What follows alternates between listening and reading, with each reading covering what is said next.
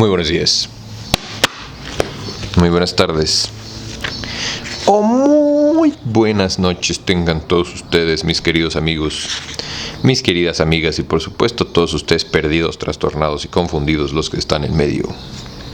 Bienvenidos una vez más a este su programa favorito, El Círculo de Lectura, y estamos aquí, así es, para continuar con la lectura de esta preciosísima pieza de la literatura mexicana, Tlacaelel, el azteca entre los aztecas.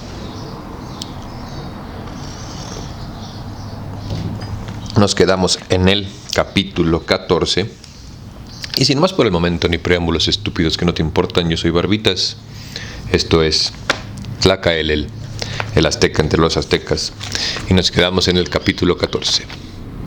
Construyendo un imperio. En el año 13 pedernal, a consecuencias de una pulmonía fulminante, murió Itzcoatl, rey de los Tenochas.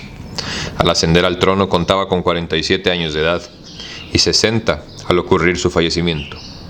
Durante su reinado, iniciado bajo las más adversas circunstancias, habían tenido lugar los trascendentales acontecimientos que transformaron a un pueblo sojuzgado y vasallo en el poderoso reino que con ánimo resuelto intentaba unificar al mundo entero bajo su dominio. Poseedor de una personalidad desprovista de ambiciones de poder, Itzcoatl había obtenido su alta investidura como resultado de una acertada determinación de Tlacaelel, que con certera visión descubriera en él al sujeto indicado para impedir el estallido de una lucha fratricida que amenazaba escindir al pueblo azteca en los momentos que más se requería la unidad de todos sus componentes. Itzcoatl había sabido desempeñar su difícil cargo con señorío, serenidad y prudencia. Su habilidad para lograr conciliar los más opuestos intereses era ya legendaria, como lo era también su imparcialidad para impartir justicia. El afectuoso recuerdo de que el extinto monarca conservaría siempre el pueblo Tenocha constituía el mejor homenaje a su memoria.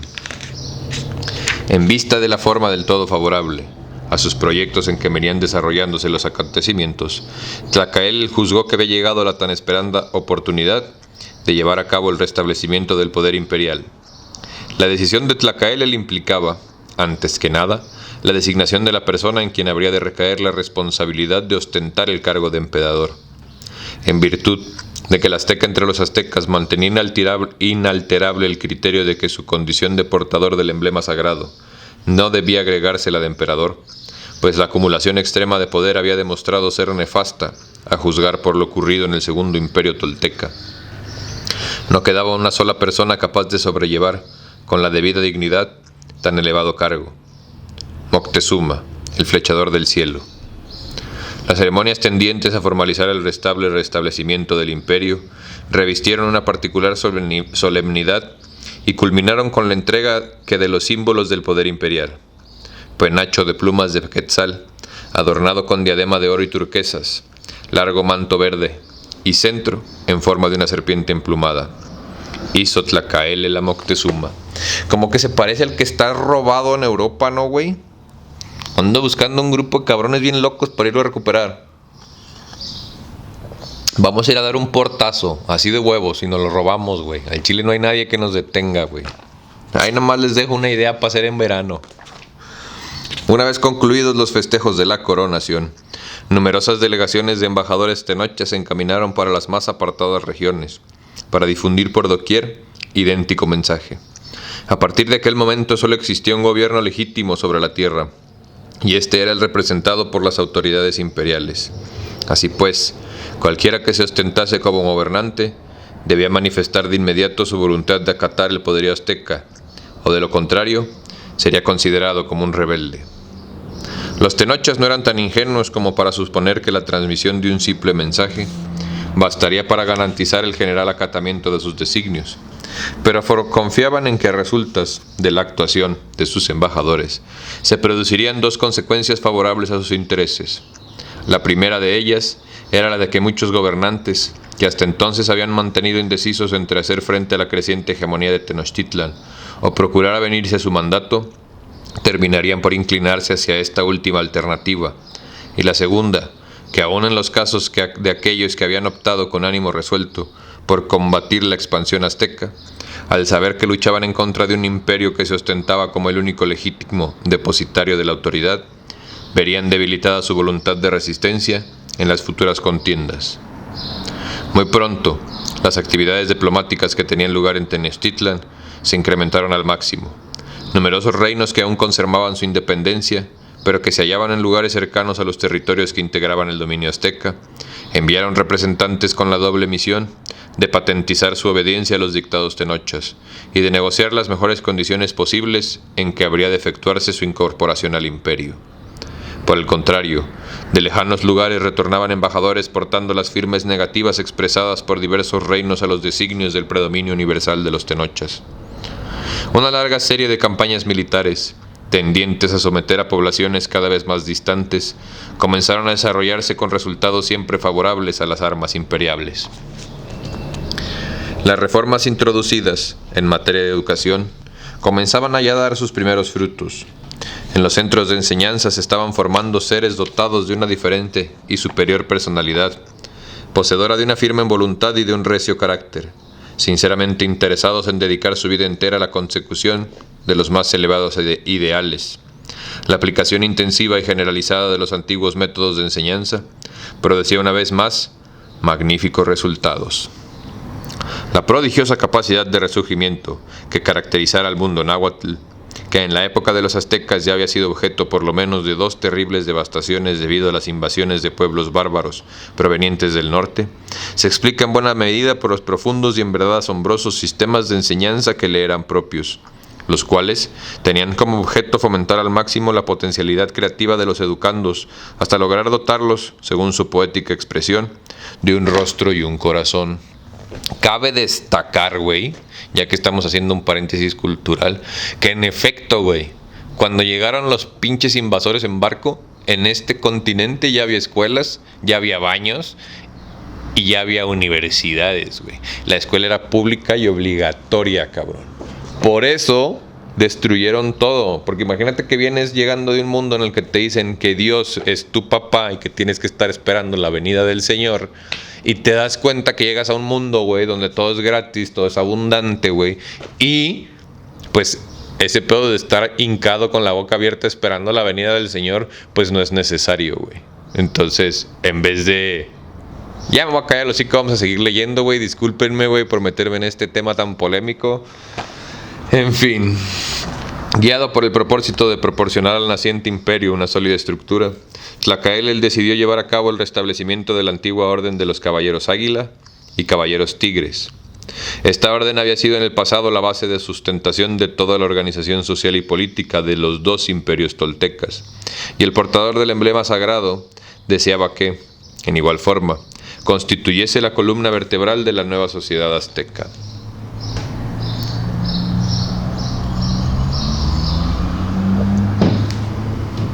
Los requisitos para ingresar como aspirante en la orden de caballeros águilas y caballeros tigres eran de muy variada índole.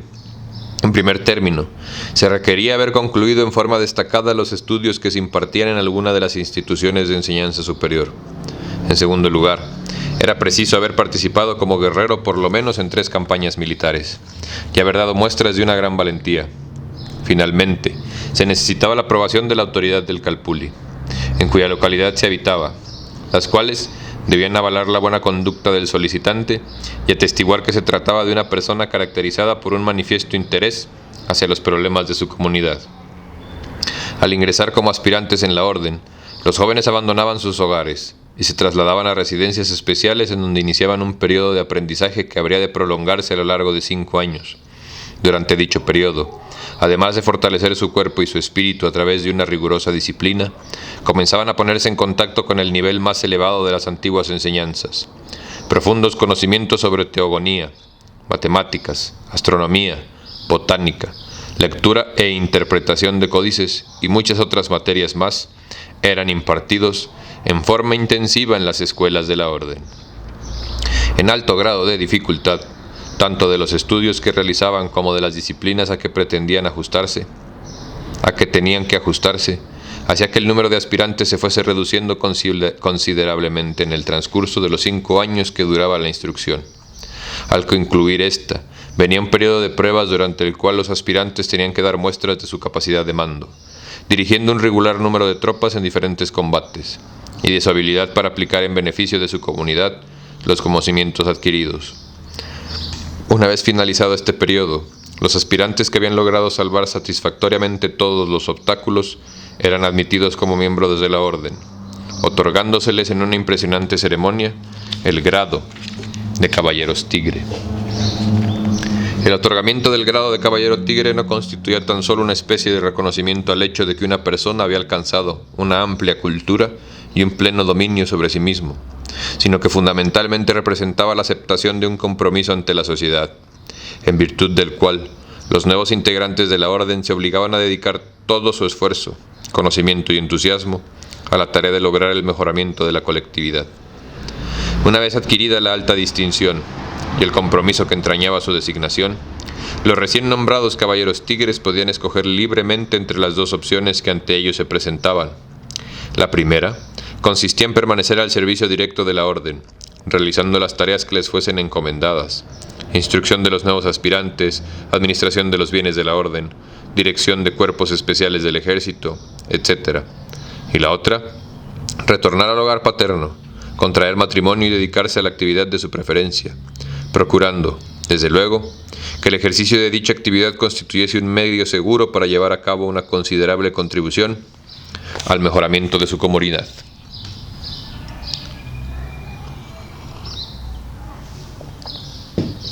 Con la obtención del grado de Caballero Tigre, se otorgaba al mismo tiempo la calidad de aspirante a Caballero Águila.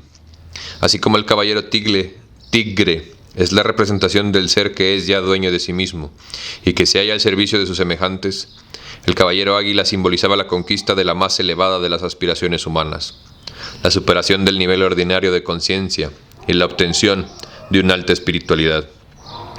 No existían, y no podía ser de otra forma, reglas fijas para el logro de tan alto objetivo, aun cuando los principales esfuerzos de la orden estaban dirigidos a prestar a sus miembros la máxima ayuda posible, alentándolos en su empeño y proporcionándoles los valiosos conocimientos de que era depositaria. La realización interior que se requería para llegar a ser un Caballero Águila era el resultado de un esfuerzo puramente personal, alcanzable a través de muy diferentes caminos que cada aspirante debía escoger y recorrer por sí mismo, hasta lograr, merced una larga ascesis purificadora, una supremacía espiritual a tal grado evidente que llevase a la orden a reconocer en él un ser que había logrado realizar el ideal contenido en el más venerable de los símbolos náhuatl. El águila, expresión del espíritu, había triunfado sobre la serpiente, representación de la materia. Como es lógico suponer, dadas las ingentes dificultades de la empresa, los Caballeros Tigres que llegaban a convertirse en Caballeros Águilas eran siempre muy escasos. Sin embargo, a pesar de lo reducido de su número, la actividad de este pequeño grupo resultó trascendental a todo lo largo de la existencia del caballero azteca, del imperio azteca. Los nuevos grupos que día a día surgían y se desarrollaban en el seno de la sociedad azteca tendían en forma natural a vertebrarla y jerarquizarla. Tlacaelel juzgaba que si este proceso no era debidamente encauzado, terminaría fatalmente por crear una sociedad de castas cerradas, celosas de sus diferentes prerrogativas, propensas a intentar medrar a costa de las demás y dispuestas a luchar entre sí por el mantenimiento de sus respectivos intereses. La importante función que de la recién restablecida Orden de los Caballeros Águila y Caballeros Tigre estaba llamada a realizar requería, por lo tanto, el desempeño de múltiples y complejas tareas, siendo una de ellas la de convertirse en la directora de la transformación social que estaba teniendo lugar en el pueblo Tenochtitlan, y en guiar dicha transformación, en tan forma que ésta se tradujese siempre en beneficio de toda la colectividad y no solo de un pequeño grupo. El hecho de que los Caballeros Águilas y Tigres, que en poco tiempo habrían de ocupar todos los cargos de importancia en el imperio, obtuviesen su grado no por haberlo heredado de sus padres, ni por poseer mayores recursos económicos, sino atendiendo exclusivamente a sus relevantes cualidades personales, garantizaba a un mismo tiempo que la conducción de los destinos del imperio se hallaban en buenas manos, y que el procedimiento adoptado para determinar la movilidad en el organismo social era el más apropiado para impulsar tanto la superación individual como el beneficio colectivo. Yo sugiero que regresemos a este tipo de métodos de instrucción social y eliminemos, como están eliminando a Poseidón de la Ribera Maya, todas las culturas y todas las enseñanzas que llegaron en barco, las guardemos en el anaquel de la historia, aprendamos de ellas lo que tenemos que aprender, pero regresemos a nuestra enseñanza tradicional que buscaba otro objetivo, que era el de la realización espiritual del ser y no la realización económica de tu patrón. El incesante incremento de la población tenocha y su cada vez mayor diseminación hacia creer de continuo el número del calputín. El incesante incremento de la población tenocha y su cada vez mayor diseminación hacía crecer de continuo el número del calputín, originado que la labor de coordinar a las autoridades de los mismos se estuviese convirtiendo en una abrumadora tarea, que absorbía demasiado tiempo al Consejo Imperial. Al constituirse el imperio, el antiguo Consejo Consultivo del Reino habíase transformado en el Tlalocan o Consejo Imperial. Tlatocan, impidiéndole con ello prestar la debida atención a la administración de las provincias que iban siendo conquistadas. Tlacaelel y Moctezuma adoptaron varias resoluciones para hacer frente a este problema. Se creó un organismo intermedio entre el Consejo y los Calputín, integrado por los dirigentes de estos últimos y dotado de las atribuciones necesarias para poder llevar a cabo la mencionada coordinación, y para designar a 3 de los 6 miembros que integraban el Consejo Imperial.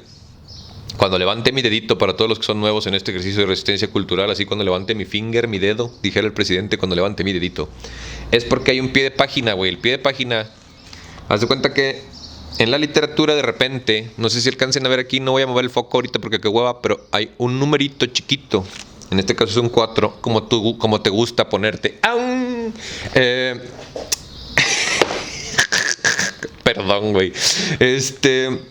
Hay un numerito pequeño que viene al lado de las palabras y luego abajo, a veces separado por una línea o a veces no, simplemente viene en unas letras más pequeñas, güey. Viene un texto que a veces tiene algo que ver con que nos da contexto de lo que estamos hablando, güey. Puede ser alguna referencia histórica, puede hacer referencia a algún otro libro, pero digamos que es como que el autor haciendo una pausa, interrumpiendo la lectura para darte contexto de algo más, güey, de una manera educada y dándote pie a ti a que lo leas cuando se te dé tu perra gana. O sea, que puedes seguir leyendo y leer todos los pies de página al final de tu libro, puedes interrumpir tu lectura y leer tu pie de página, o puedes simplemente ignorarlo y seguir con tu vida, güey. Ese es el pie de página, eso es lo que pasa cuando levante mi dedito. Coordinación para designar a 3 de los 6 miembros que integraban el Consejo Imperial. Los otros 3 miembros del Consejo Supremo eran el Xilcóatl y los reyes de Texcoco y Tlacopan. El Xilcóatl era el consejero más importante del monarca y la principal autoridad en cuestiones judiciales. A partir de la restauración de la Orden de los Caballeros Águilas y Caballeros Tigres, correspondería siempre al máximo dirigente de esta orden ocupar el cargo de Xilcóatl imperial. Los 2 reyes aliados actuaban exclusivamente como consejeros, sin poseer facultades de decisión en las cuestiones internas del gobierno azteca. Asimismo, se constituyó un cuerpo de funcionarios directamente responsables ante el monarca y el Consejo Imperial, que tenía a su cargo la administración del creciente número de provincias que iban pasando a formar parte del imperio.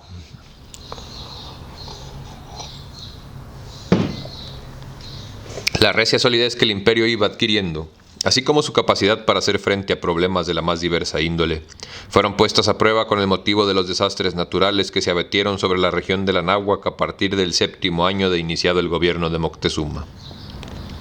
En el año 7 Caña, una serie de tormentas de no recordada intensidad produjeron un inusitado aumento en el nivel de los lagos del valle, ocasionando con ello una inundación general en la capital azteca. Casas y templos, escuelas y cuarteles se vieron seriamente afectados por el incontenible ascenso de las aguas. Innumerables construcciones se derrumbaron y los daños ocasionados en las cosechas motivaron una pérdida casi total de las mismas. Por primera vez en la historia de la ciudad, sus habitantes comprobaron que la existencia de Tenochtitlan implicaba un reto permanente a la naturaleza, y que ésta podía llegar a cobrar venganza por la ofensa que se le había inferido, intentando recuperar el espacio que a lo largo de los años, a costa de tan grandes esfuerzos, le había sido arrebatado. Tlacael y Moctezuma decidieron consultar a Nezahualcóyotl acerca de las medidas que podrían adoptarse para evitar en el futuro otra inundación de tan graves consecuencias como la que estaba padeciendo la capital azteca. Tras de estudiar cuidadosamente el problema, el rey de Texcoco presentó un audaz proyecto para lograr control efectivo de todos los lagos existentes en el Valle del Anáhuac. El proyecto en cuestión consistía en separar las aguas dulces de las saladas, canalizar el agua potable que brotaba en Chapultepec para llevarla a Tenochtitlan, y construir una vasta red de diques en todo el valle, que permitiese una regulación integral de las aguas, así como un adecuado aprovechamiento de estas para fines agrícolas. Imagínate, güey, estos ñeros ya están hablando de presas, güey, y de diques. Y los que nos conquistaron pensaron que la peste se las mandó Dios, güey. No, hombre, no somos nada, carnal. Las autoridades tenochas aprobaron el plan de Nezahualcóyotl y dieron comienzo de inmediato a su ejecución. Cuando finalmente, después de ímprobos esfuerzos, fue concluido el ambicioso proyecto, en el corto plazo de unos cuantos años, gracias a la gran cantidad de recursos que el imperio podía echar mano, tanto los aztecas como el rey de Texcoco contemplaron su obra con orgullosa satisfacción y celebraron su conclusión con toda clase de festejos. La vasta red de diques con que los aztecas habían logrado un perfecto control de los grandes volúmenes de agua existentes en los lagos del valle fue para los españoles motivo de particular admiración. Durante el sitio de la gran Tenochtitlan, los diques quedaron inutilizables al ser perforados en incontables sitios con el fin de permitir la movilidad de los pequeños bergantines artillados utilizados por los conquistadores para cañonear la ciudad. La destrucción de los diques habría de convertirse en el origen de graves vicisitudes para la capital de la Nueva España, que en varias ocasiones padeció de terribles inundaciones. Tanto en la etapa colonial como en el porfiriato y en la época actual, se han venido realizando importantes obras de ingeniería, a un costo increíblemente elevado, tendientes a combatir la amenaza de las inundaciones que pende sobre la Ciudad de México. En todos los casos, el sistema utilizado para ello ha sido el de construir canales de superficie o profundos túneles a través de los cuales poder sacar el agua fuera del valle. El empleo continuado de este procedimiento ha ocasionado un trastorno total en el equilibrio ecológico del valle. Los grandes lagos se han secado y de sus secos lechos de tierra se levantan insalubres polvaredas. Una gran parte de la vegetación ha desaparecido, incluyendo vastas extensiones boscosas. El subsuelo se ha resecado provocando un incontenible hundimiento del terreno. Numerosas especies de animales se han extinguido e incluso el clima se ha visto alterado. Así pues, y con base en los hechos anteriormente mencionados, puede afirmarse que la solución para resolver el problema de las inundaciones en el Valle de México, que adoptaron en su tiempo Nezahualcóyotl y los aztecas, fue mucho más acertada e inteligente que las que posteriormente han venido aplicándose, con idéntico fin, a partir de entonces. ¿Ven por qué me emputo, güey?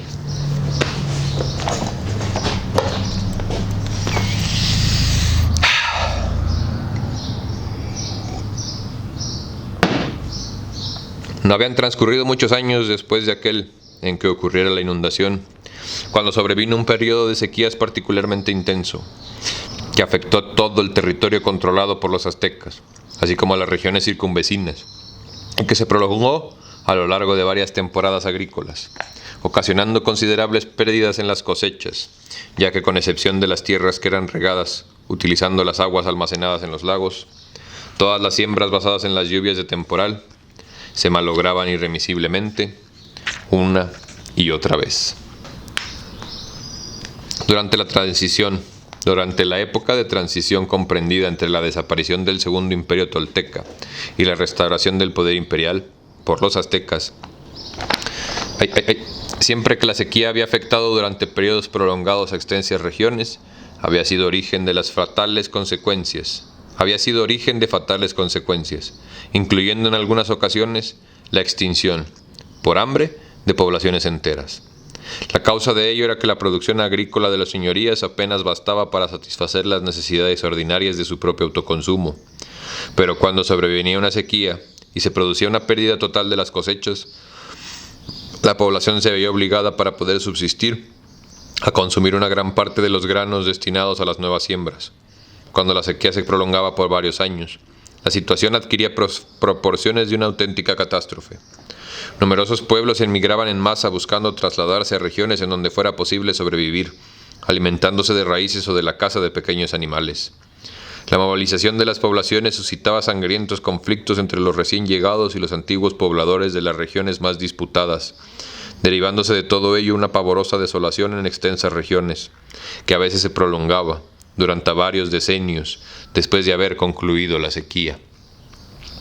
Una de las primeras providencias optadas por las autoridades tenochas, desde la época de Itzcoatl, había sido la construcción de enormes bodegas en las cuales se almacenaban importantes dotaciones de granos, destinadas no solo a ser utilizadas en las siembras futuras, sino como reserva de alimento para cuando se malograsen las cosechas por cualquier causa. Esto había sido posible en virtud de la creciente prosperidad del reino y del mayor aprovechamiento de obras de riego que permitían la obtención de cosechas, aun en épocas de carencia de lluvia.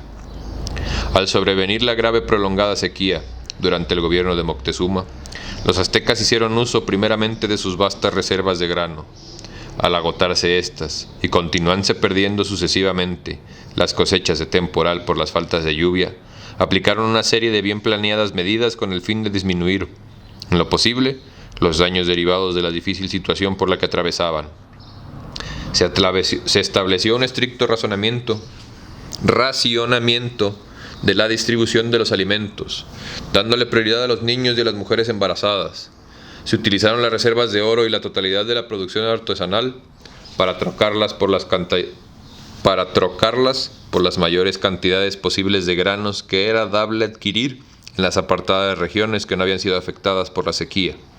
Finalmente, se incrementaron al máximo las obras de riego, que permitían el empleo para fines agrícolas de las aguas de los lagos del valle, ya que ello garantizaba al menos la suficiente dotación de semillas para llevar a cabo una nueva siembra. En esta forma, los efectos producidos por la atroz sequía, sin dejar de ser graves y de ocasionar calamidades sin cuento a los habitantes de una extensa zona, no alcanzarán ni mucho menos las de devastadoras proporciones de otras ocasiones. La organización sociopolítica y económica de un imperio se mantuvo firme, poniendo de manifiesto una gran eficacia para hacer frente a esta clase de dificultades. Tras 7 años de continuas sequías, se produjo al fin el tan esperado cambio en la conducta de las nubes, las cuales proporcionaron agua en abundancia, permitiendo con ello la obtención de magníficas cosechas, tanto de granos como de frutas y legumbres.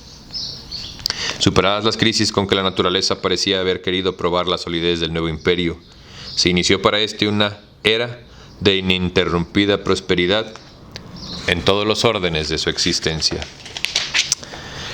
¿Sabes qué se me hace muy interesante, güey? Cómo, y con eso termina, antes que nada, el capítulo de hoy. Se me hace muy interesante cómo no menciona las trajineras, güey. No, como todavía en esta parte no sé de la historia, no puedo conceptualizar cómo el hecho de la sequía haya afectado tan cabrón al lago como para afectar las trajineras. Y cuando por un lado, güey, nos han dicho que toda la economía agroindustrial de Tenochtitlan, güey, era porque vaya, o sea, Tenochtitlan era una granja gigantesca, güey. Y Antonio Velasco Piña no hace una sola mención de las trajineras, güey. Güey. Hace mención de las canoas, hace mención de los canales, hace mención de muchas cosas, pero si lo piensas, a lo mejor estoy equivocado, corrígeme en los comentarios, güey, pero hasta ahorita no ha hecho una sola perra mención de las trajineras, güey. Entonces, son las cosas que a mí, Barbitas paranoico, a mí, Barbitas pensador, a mí, Barbitas lector, comprensor de la lectura, me hacen pensar, güey. Espero que te hagan lo mismo y que lo discutamos y que lo debatamos. Muchísimas gracias por venir. Muchísimas gracias a ti por formar parte de este ejercicio de resistencia cultural de TQM y nos vemos a la próxima.